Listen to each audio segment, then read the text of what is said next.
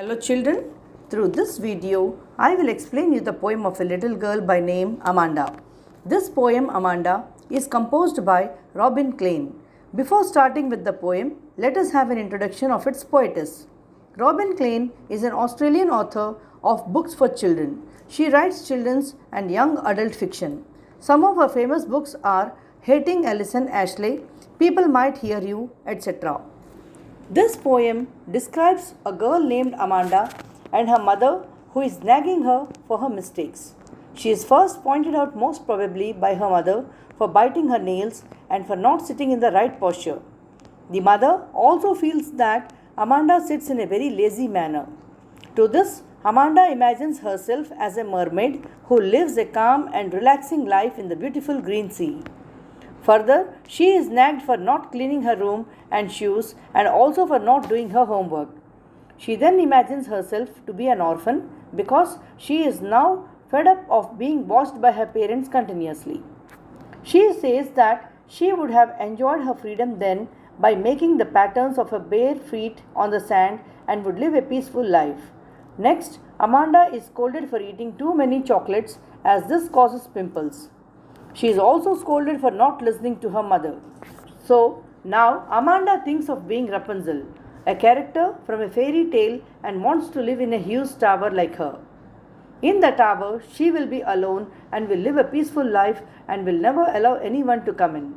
Finally, the mother asks her to stop being moody because she doesn't want anyone to blame her for harassing her daughter. At this time, the poet has not written any reaction from Amanda's side.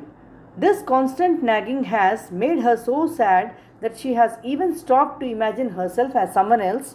She used to do so in order to escape from the continuous harassment and dominance of her parents.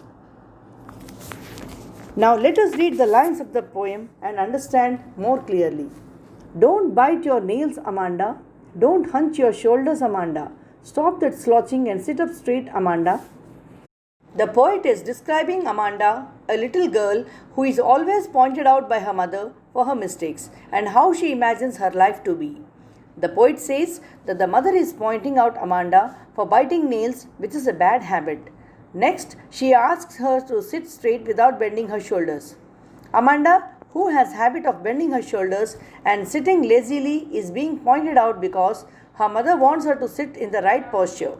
At this point of time, when she is being scolded by her mother, she imagines herself to be in the deep green sea. She says that she wants to be the only resident of this beautiful green sea. She imagines herself like a mermaid who is alone there and leads her life in a very relaxing way. She says that she wants to be carried away by the current of water and feel the relaxing environment there. Now the second stanza. Did you finish your homework, Amanda? Did you tidy your room, Amanda? I thought I told you to clean your shoes, Amanda.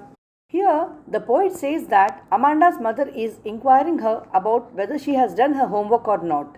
And then she asks her whether she has cleaned her room or not. Moreover, she is also reminded to clean her shoes. So, here we can see that the mother is constantly asking her questions regarding her homework being done or not, or whether she had cleaned up her room and shoes or not. But on the other hand, while Amanda is listening to her mother's instructions, she imagines herself to be an orphan who is roaming in the streets.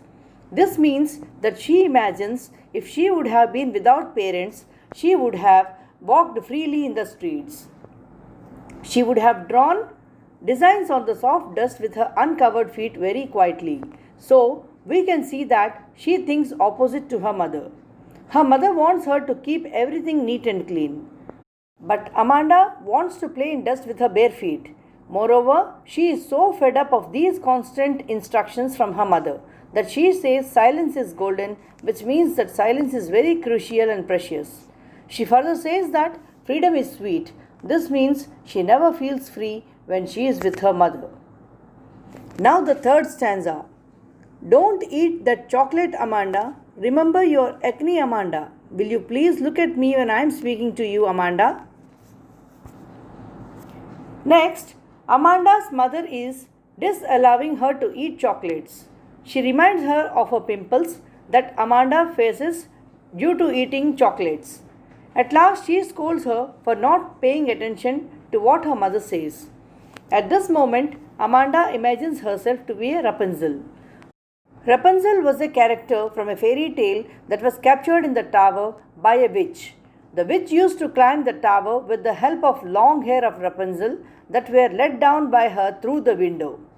So now Amanda wants to be Rapunzel because she feels that life in the tower will be peaceful and unusual. She thinks she will be free and live in a peaceful environment in the tower. She also confirms to herself that she will never let her head down to anyone so that nobody could come to her in the tower. Now the last lines of the poetry.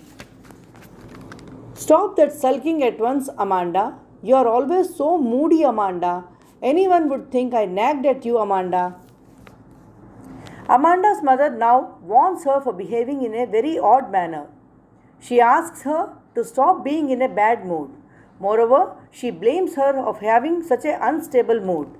She also scolds her by saying that her behavior will one day make people think that Amanda was constantly being harassed by her mother. So here we can say that though Amanda is always pointed out by her mother on every small thing, but she can't react to this. If she reacts towards this by getting emotional, her mother takes this against her sense of pride and scolds her that she should not behave like this, as others would think that Amanda's mother is very dominating towards her child. With this explanation, we have come to the end of the poetry.